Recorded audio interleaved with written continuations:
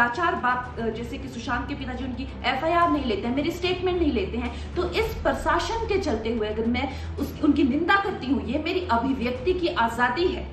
आप जिस थाली में खाते हो उस थाली में थूकते हो। और संजय जी, मैं 9 सितंबर को आ रही हूँ, आपके लोग कह रहे हैं कि आप लोग मेरा जबड़ा तोड़ दें।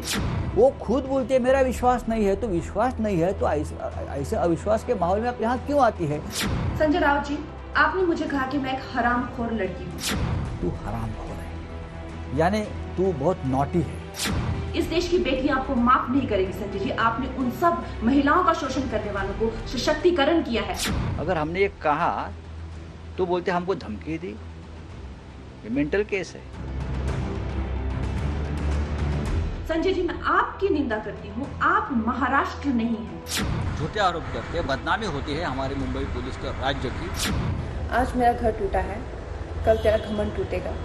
ये वक्त का पहिया है, याद रखना। सरकार को लगा होगा कोई इलीगल काम कहाँ हुआ है तो सरकार की तरफ से काम किया होगा। गवर्नर सर ने मुझे एक बेटी की तरह सुना और मेरी जो भी है मुझे सहानुभूति दी और मैं ये उम्मीद करती हूँ कि मुझे न्याय मिलेगा।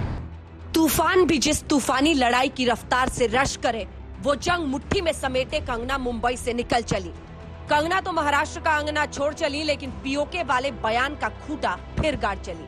कहा मुंबई को पीओके कहने वाला बयान सही साबित हुआ।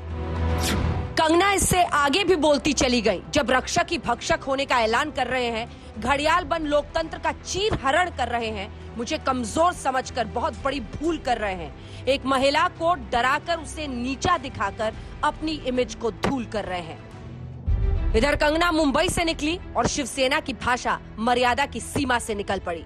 शिवसेना विधायक प्रताप सरनाइक ने ट्विटर पर लिखा, कंगना बार बार शिवसेना को सोनिया सेना कह रही हैं। ऐसे में हमला सीधा उद्धव ठाकरे पर है। शिवसेना ने अपने मुखपत्र सामना के जरिए फिर मोर्चा खोलते हुए कंगना की जुबान पर कड़ी आपत्ति जताई।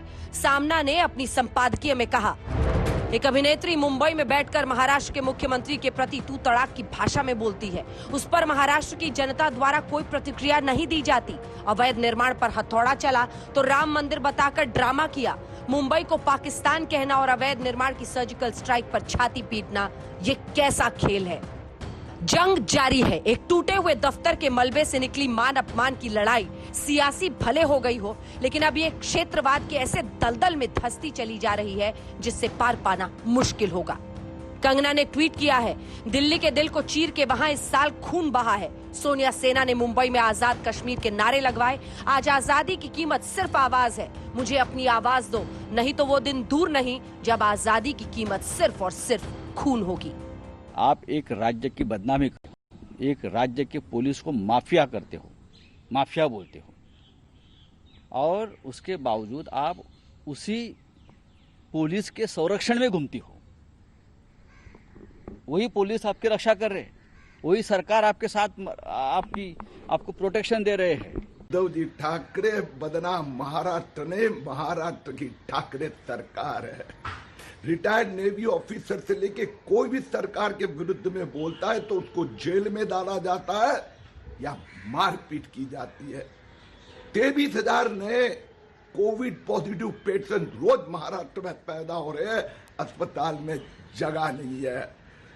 60 दिन तक सुशांत सिंह का केस ठाकरे सरकार ने दबा के रखा था और आपकी सरकार ही विश्वासघात के आधार पर बनी है, इसके लिए बदनाम है। आज से 3 महीने पहले सुशांत की मौत के साथ ही बात बॉलीवुड में वंशवाद से शुरू हुई थी और आज आजादी की कीमत तक पहुंच गई है और मुख्यमंत्री उद्धव ठाकरे ने इसे महाराष्ट्र को बदनाम करने की साजिश बताया है।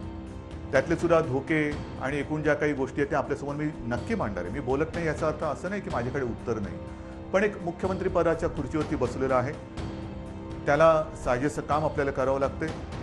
कौन लेकर रहेगा आजादी? कंगना तो फिर मुंबई को पीओके कहकर निकल गई और घमासान अभी बाकी ही है। आज तक ब्यूरो।